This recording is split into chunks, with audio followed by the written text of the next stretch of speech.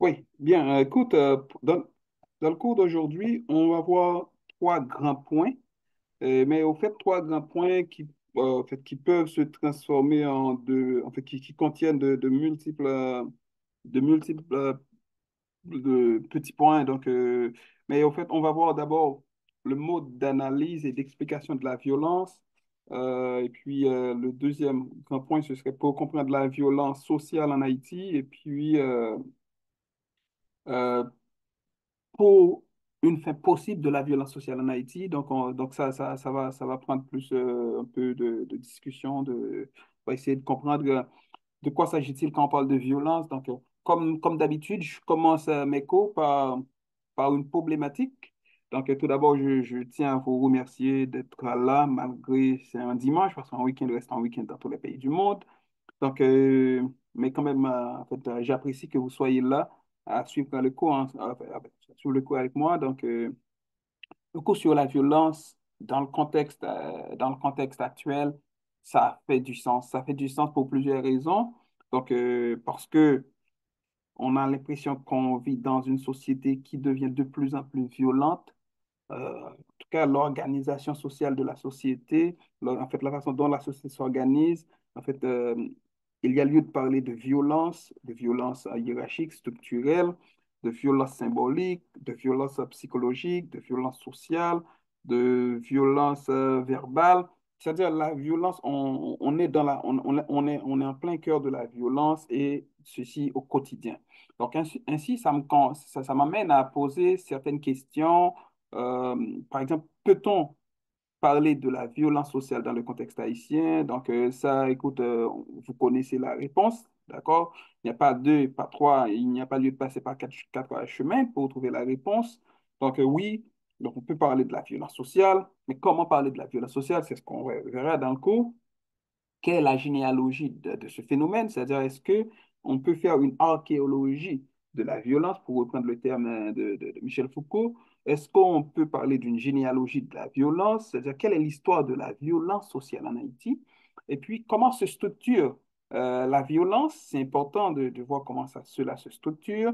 Qui sont les détenteurs du monopole de la violence? Parce que n'importe qui ne peut pas exercer de la violence euh, sociale ou politique dans le contexte haïtien. Donc, c'est-à-dire la violence telle que vous le voyez actuellement, c'est une violence qui, pourquoi pas, écoute, qui est quand même contrôlée par les gouvernants, contrôlée par les élus, par les élites les possédantes, par les élites dirigeantes, par ce qu'on appelle en fait, les organisations internationales. La violence est contrôlée aussi par les ambassades, d'accord, par le corps groupe, en tout cas par tous les acteurs politiques.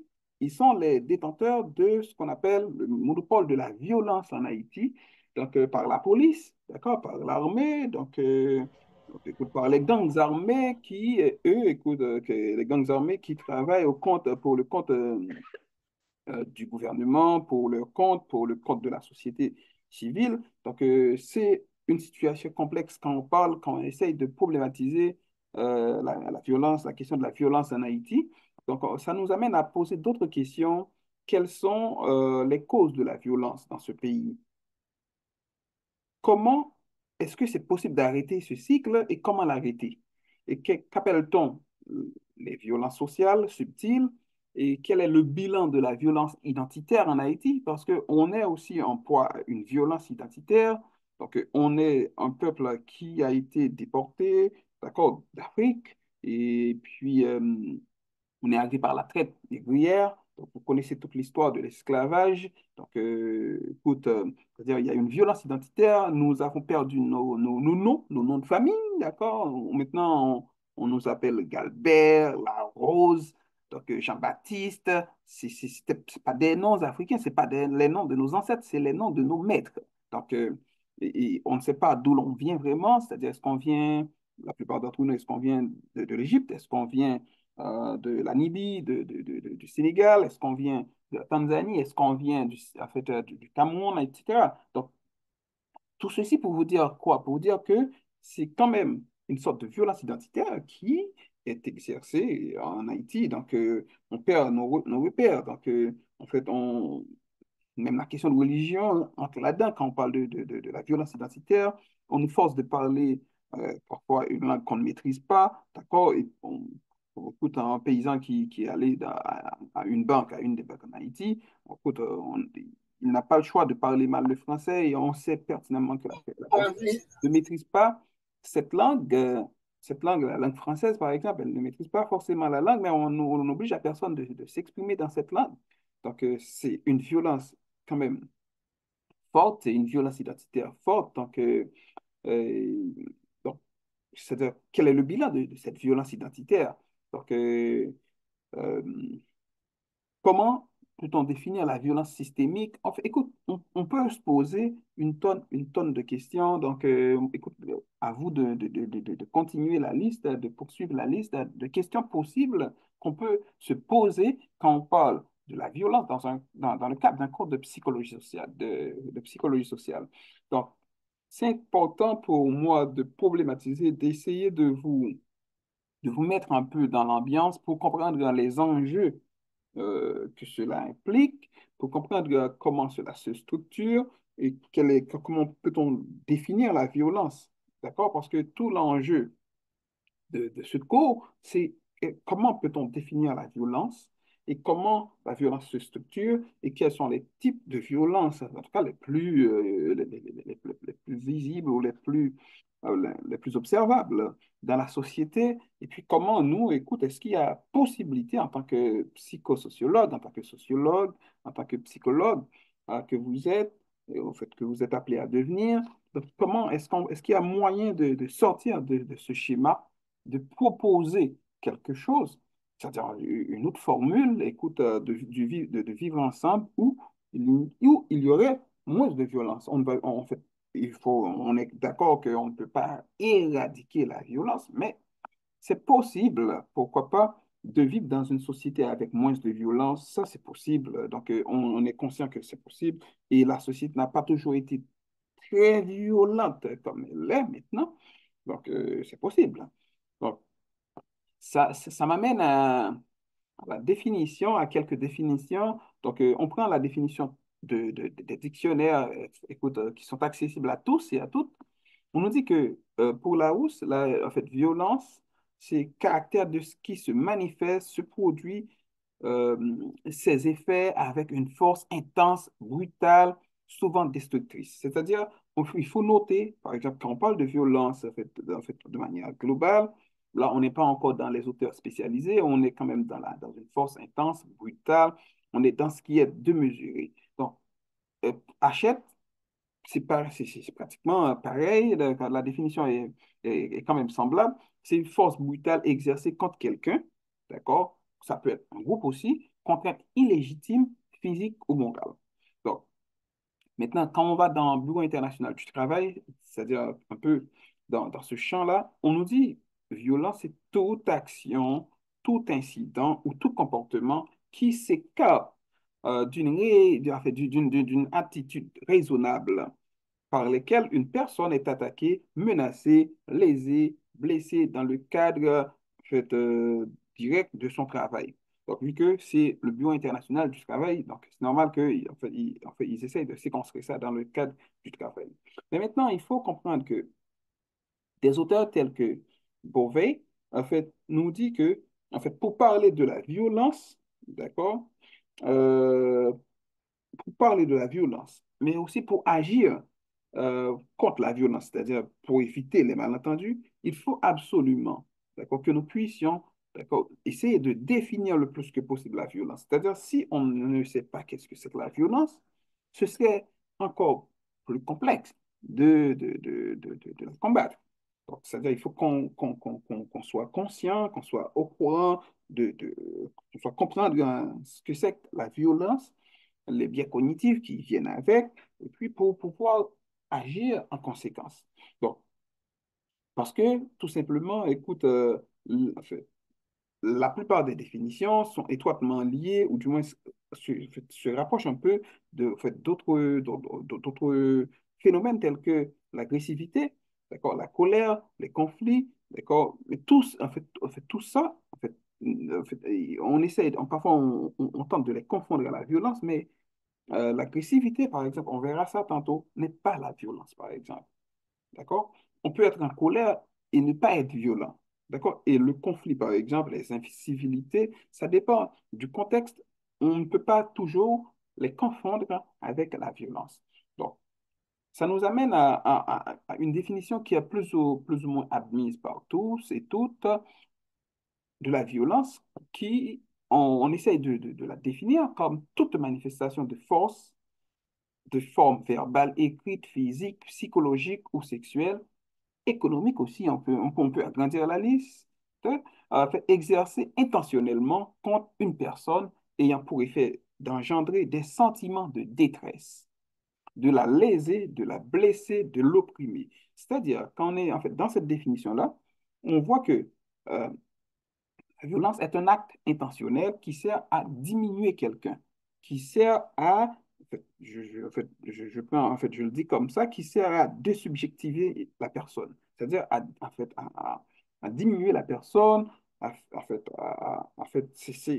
en ce sens, on peut dire comme Axel Honnête, que la violence est un acte de non-reconnaissance de l'autre dans sa personne, dans sa subjectivation, dans sa façon de vivre dans son ontologie. Donc, c'est-à-dire, on ne reconnaît plus l'autre comme étant un sujet, comme étant un être, c'est intersubjectif, d'accord?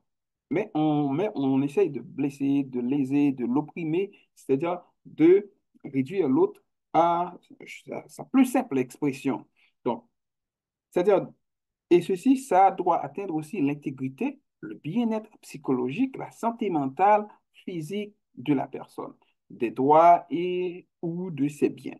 Donc, cette définition-là est quand même un peu euh, englobante et essaye de pointer des éléments intéressants, tels que par exemple il n'y a pas lieu de parler de violence s'il n'y a pas de conséquences. C'est-à-dire, les conséquences, ça peut être d'ordre psychologique, d'ordre physique, et aussi ça peut être d'ordre moral.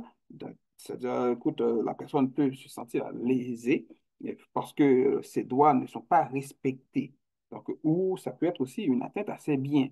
Donc, tout ça pour dire que la violence, quand on parle de la violence, il faut comprendre qu'on parle de quelque chose, selon Michaud, en fait, qu'un terme qui vient du latin, vis, signifie force, vigueur, puissance, euh, toute action, tout acte de mesurer usant la force physique, morale, mentale, psychologique, mais aussi euh, une quantité, une quantité, abondance, caractère essentiel d'une chose. Tout ça, on parle de violence. Bon, maintenant, c'est-à-dire quand on parle de violence, en fait, je le résume comme ça. En fait, on voit force, vigueur, d'accord, puissance, on voit aussi essence, on voit aussi primitivité dans la notion de violence qui vient du latin vis. Bon, maintenant, ce qui est intéressant à se demander, en fait, quelle est la limite de la violence? Quand est-ce qu'on peut cesser de parler de violence? Quand est-ce que ça commence? Quand est-ce que ça peut cesser? Donc, ça nous amène à d'autres définitions. Par exemple, Catherine Thompson nous dit que euh, par exemple, la violence se distingue de l'agressivité. C'est important. Là, on essaye de mettre les balises, en fait, d'établir les limites. La violence se distingue de l'agressivité. Euh, Par exemple, quand on parle d'agressivité, par exemple, quand on parle d'agressivité, on parle de quelque chose qui n'est pas forcément négatif, dans la mesure où l'homme serait incapable de surmonter ses peurs, d'aller vers l'avant sans l'agressivité. D'ailleurs, le mot agressivité vient du latin aggredi, qui signifie aller vers l'avant, d'accord, progresser. Donc, c'est-à-dire qui, cette action-là, en fait, au fond, se distingue de l'action, de ce qu'on appelle un acte de violence. Donc, vu que on peut essayer d'aller vers l'avant, dans le vrai sens du terme, sans pour autant attaquer l'autre. Mais en même temps, quand on essaye de réfléchir dans la Grèce antique, quand on parlait de crédit, on parlait surtout du progrès, d'une armée, d'un groupe de combattants qui essayent d'avancer vers l'ennemi, de l'intimider, d'accord? Sans pour autant qu'il n'y ait pas de violence, mais aussi s'il peut y avoir de violence. Mais ce qui est intéressant ou important à noter, c'est-à-dire quand on parle d'agressivité, on ne parle pas forcément de violence. Donc, Agredi incarne davantage l'idée d'une énergie de combativité. C'est-à-dire, si nous n'avions pas cette pulsion pour dire comme Freud, c'est-à-dire, vous savez que Freud nous parle des pulsions en psychanalyse. On parle de pulsions de vie, pulsions de mort, pulsions de faim, et aussi on parle de pulsions d'agressivité. C'est-à-dire un enfant, en fait, dès l'âge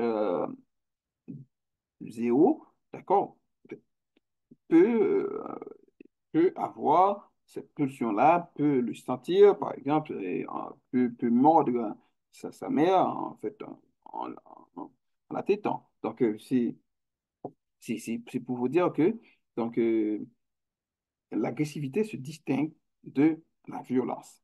Bon, mais l'agressivité, en fait, parfois la violence et l'agressivité se recoupent dans de situations données. Bon, l'agressivité, selon Catherine, en fait, Thompson, c'est-à-dire l'agressivité peut être constructive pour la personnalité de quelqu'un. Elle peut permettre à quelqu'un aussi d'affronter, d'accord, certaines adversités, en fait, d'aller vers l'avant, donc, en fait, d'avancer, de marcher, c'est-à-dire de ne pas. En fait, c'est comme cette lutte qu'on mène contre l'inertie. Ça, c'est de l'agressivité. C'est ce qui nous tient vivants. Donc, c'est ce qui nous tient, en fait, éveillé.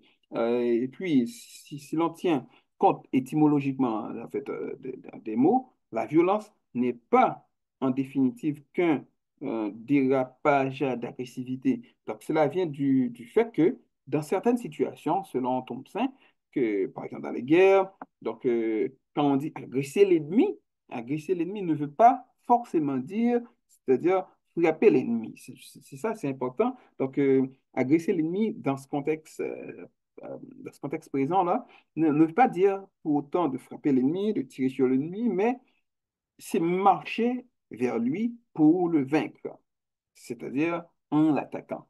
Donc, c'est-à-dire, quand on parle d'agressivité, il ne faut pas confondre. Donc, le premier point qu'on doit comprendre, l'agressivité n'est pas la violence. Quoique l'agressivité et la violence peuvent se recouper. Donc, et ça, je crois qu'on a des exemples en tête. Donc, la violence euh, n'est pas, selon Catherine Thompson, parce que là où nous avions vu avec les premiers auteurs, d'accord, et même la définition la plus admise, avec Michaud, nous avons vu la violence est une force, d'accord, est une puissance, donc c'est de la vigueur. Et Thompson nous dit que la violence n'est pas la force. Ça, c'est intéressant. La violence n'est pas la force. La force n'existe que par l'action. Et cette action peut être, par exemple, soit violente ou non violente. Ça, c'est intéressant dans la mesure où, en fait, dans sa manière de penser, euh, la violence, donc, la violence ne se confond pas à la force. La force et violence ne se situent pas dans le même registre. Donc, c'est quoi la différence? Euh, ou comment on peut comprendre tout ça. Donc, pour Thompson nous dit essaye de réfléchir dans son article pour nous dire que la violence constitue un dérèglement du conflit. C'est-à-dire, on peut être en conflit sans être en situation de violence. C'est-à-dire, c'est pas parce qu'on est en conflit qu'on est en situation de violence, c'est quand cette situation de conflit Donc, on n'a plus le contrôle, c'est-à-dire ça se dérègle. Là, d'accord, on peut être dans la violence. Donc, plutôt que de chercher une solution démocratique, par exemple, de la façon dont on peut résoudre en fait, le conflit, parce que les humains, c'est en fait, comment je peux dire ça? En soi, nous sommes des êtres conflictuels, c'est-à-dire on est fait pour être un conflit. Notre vie est une vie de conflit, d'intérêts, des enjeux, etc. Donc, mais en fait, à travers le temps, en fait, depuis toujours, aujourd'hui encore, nous avons des accords, nous avons dans certains pays, on a des constitutions, on a des règles, on a des lois. Donc, on continue à bouger des lois, à refaire des lois, à créer de nouvelles lois et toute cette stratégie euh, écoute, vise à faciliter, en tout cas, ce serait ça le but, à faciliter le vivre ensemble, en fait, à diminuer les marges de violence, à régler les conflits. Donc, par exemple, quand on décide que, écoute, que le salaire minimum doit passer de X à Y. C'est-à-dire, on va dire ça comme ça, là, de 500 ou de 2000 gourdes à 2000 gourdes. C'est quand on essaye de dire, de faire ça, il va y avoir les patrons qui vont dire, écoute, mais non, nous, on ne peut pas payer 2000 gourdes. Donc, mais en même temps, on est conscient peut-être que 1000 gourdes, c'est vraiment très peu. Donc, les gens vont vouloir, eux, écoute, dire, écoute, on doit nous, on veut 2000 gouttes, sinon on ne va pas travailler. Donc là, on est encore dans le conflit. Donc, mais on serait dans la violence quand les gens manifestent et la manifestation forte, ce n'est pas encore la violence. Quand on est dans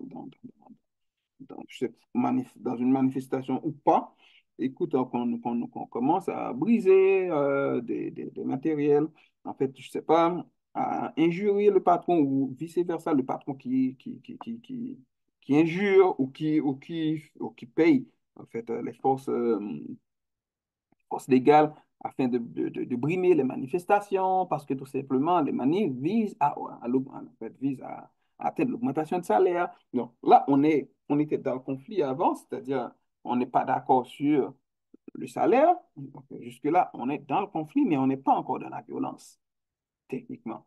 On serait dans la violence quand ça dérègle.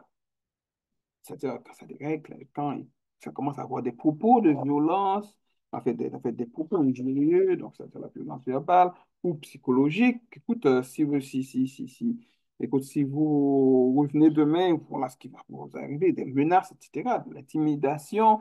Donc là, on est quand même sur le chemin, en fait, de la violence. Donc, mais en soi, les conflits, on est bien conscient que les conflits en soi ne sont pas la violence. D'accord? Les conflits, c'est- dans la logique de Tolstoï, les conflits sont des occasions d'innovation. C'est-à-dire que toutes les grandes sociétés, les sociétés que vous prenez comme référence, ce sont des sociétés où il y a beaucoup, beaucoup de conflits, beaucoup plus de conflits peut-être qu'Haïti. D'accord? Mais sauf que, par exemple, ces conflits-là, il y a des instances qui sont là pour, je dirais, saisir les dossiers, essayent d'amortir la violence, essayent d'anticiper la violence, parce que dès qu'il y a conflit, dès qu'il y a conflit, quelque part, il y a lieu, d'accord, d'avoir faire des situations violentes. C'est-à-dire, moi je dirais que les conflits sont des voies royales qui mènent à la violence, mais les conflits en soi, d'accord, ne sont pas la violence. Quand on parle de conflit, donc, c'est-à-dire c'est des personnes qui ne s'entendent pas parce qu'on n'a pas les mêmes intérêts, ce qui est compréhensible, ce qui est correct.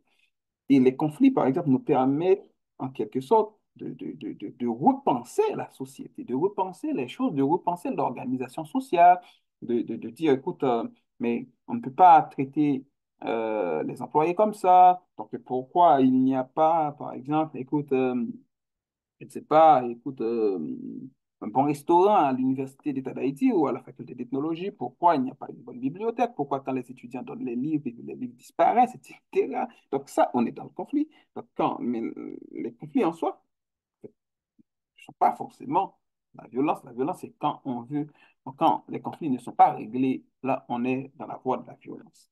Bon, Mais il faut dire que un conflit qui n'est pas réglé, d'accord, ça va nous amener à des actes violents, négateurs ou même, pourquoi pas, destructeurs. Donc, ceci étant dit, donc, on comprend bien que la démarche, donc, le conflit, écoute, ça fait partie de ce qu'on appelle des interactions sociales. Dans les interactions sociales, il y a lieu de conflit.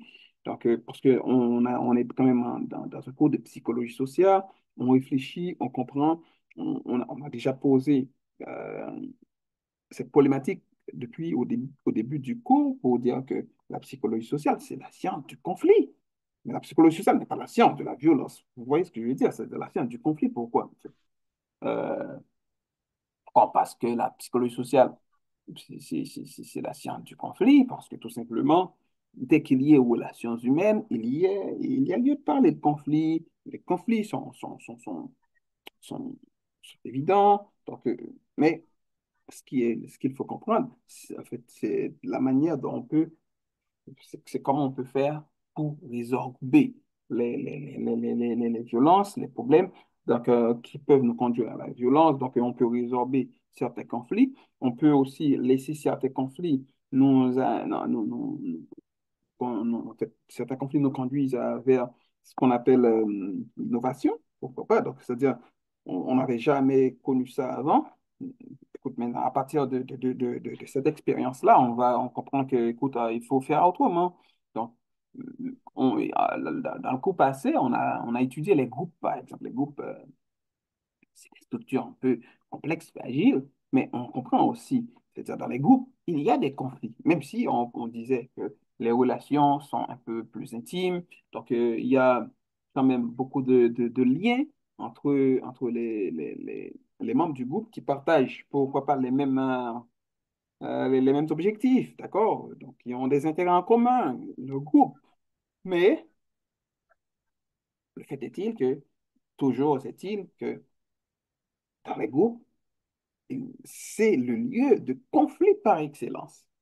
Donc, il n'y a aucun lieu de conflit, écoute, mieux, mieux, euh, mieux palpable hein, que les groupes. Bon, naturellement, je sais que beaucoup d'entre vous me diraient aussi, c'est valable aussi pour les couples. Dans les couples, écoute, dans les couples, il y a des conflits au jour le jour. D'accord, mais écoute, mais on est conscient, on est d'accord que les gens, les conjoints, les conjointes, d'accord, ils et elles vont faire en sorte de résorber, de résoudre leurs conflits pour que, pour que les conflits ne débouchent pas sur la violence. Donc, ça, c'est important, c'est le plus important. Donc, il faut que les conflits ne débouchent pas sur la violence. Bon, maintenant, on va dire, deux conceptions un peu complémentaires dans une certaine mesure de la violence. Donc, on a une conception philosophique de la violence et on a une conception moderniste de la violence. De la conception philosophique de la violence, en fait, Krieger nous dit que la violence est la force déréglée qui porte atteinte à l'intégrité physique, morale, euh, psychique, d'accord, pour mettre en cause dans un but de domination ou de déstructuration de l'homme. C'est-à-dire, sur le plan philosophique, quand on parle de violence, on voit en fait ce qui est conçu, construit, pensé, articulé en vue de détruire l'autre, en vue de le réduire à sa plus simple expression, en vue de... c'est cela, en fait, en d'autres mots, en fait, sur le plan philosophique, on peut dire que la violence, c'est la dénégation de l'autre. D'accord? Donc, cette conception, en fait, un peu très humaniste, c'est-à-dire parce que vous connaissez là, en fait, la conception philosophique, c'est-à-dire quand on parle d'humanité dans la philosophie, on parle de quelque chose qui est qui nous est commun, de quelque chose qu'on partage. Donc, et cette chose-là qui nous appartient tous, donc, qui est notre humanité. On n'a pas le droit de l'atteindre. On n'a pas le droit euh, de ne pas le respecter, c'est-à-dire l'intégrité physique, morale, psychologique d'une personne. En fait, on a le droit de le respecter. Et quand il n'y a pas de respect de ça, on est dans ce qu'on appelle la violence.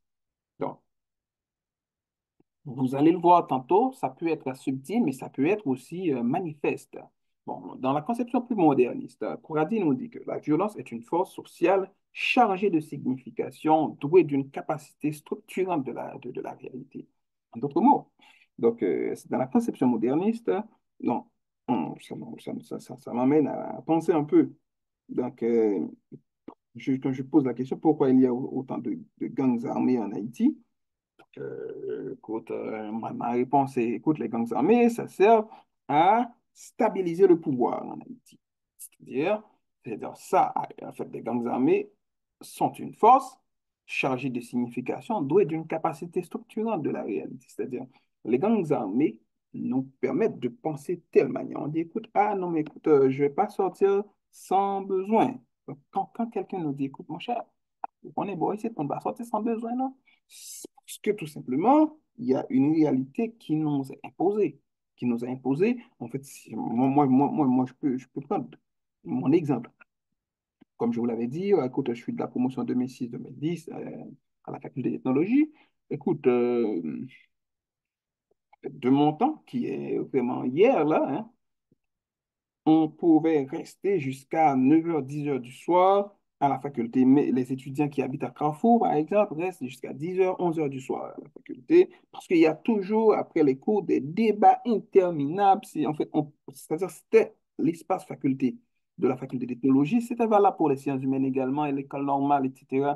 Donc, c'est valable. Étant donné moi, je suis quand même un ancien étudiant de la faculté d'ethnologie. Je peux parler pour la faculté d'ethnologie. On pouvait rester jusqu'à 9h, 10h, 11h du soir. Et puis, on rentre chez soi. Écoute, on savait que personne, il va rien nous arriver. Donc, parfois, je peux marcher de la faculté pour aller soit à Delma 24 ou à Delma 31, 32, 33, parce que j'adore marcher, j'aime beaucoup ça, ça me permet de réfléchir, j'aimais beaucoup ça, donc je pouvais marcher à 7, 8 heures, 9 heures du soir, 10 heures du soir, donc je laisse la faculté marcher ou parfois on prend une camionnette, on descend en fait en milieu de route et on continue la route avec d'autres étudiants, on blague, on discute et puis c'était le plaisir, c'était quand même intéressant. Donc maintenant, aujourd'hui, la situation de violence fait en sorte que en fait, un étudiant écoute à 4, 5, 6 heures à la faculté, écoute, c'est pas pensable pour certains. Et je comprends bien cette situation-là parce que tout simplement, eh, cette situation de violence devient, comme Conrad l'a dit, une force chargée de signification et qui a ce pouvoir de structurer notre réalité. C'est-à-dire, ça structure la réalité, ça fait en sorte qu'on pense d'une certaine manière. Avant, on ne pensait pas comme ça.